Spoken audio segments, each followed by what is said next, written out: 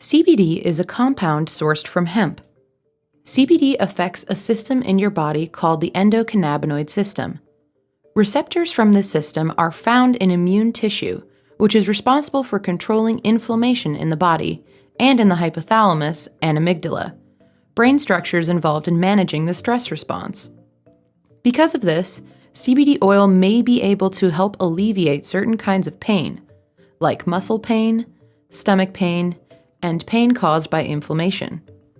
If you look at a recent online survey that looked at over 2,400 people who use CBD for their health, the number one reason that people said that they used it was for pain, chronic pain, or arthritis. And interestingly, in that study, only 4% of people said that they didn't think the CBD helped them at all. That's 96% said it helped. And 36% said they felt like CBD alone helped very well.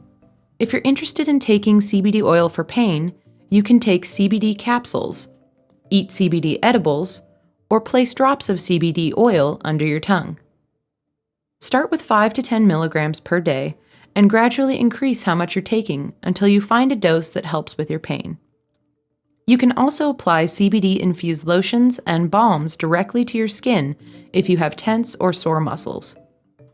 Always purchase your CBD products from a reputable seller, since CBD oil isn't regulated. Talk to your doctor before taking CBD oil for pain to make sure it's safe. CBD oil can interact with certain medications, so it may not be right for you if you're currently taking other medications for your pain.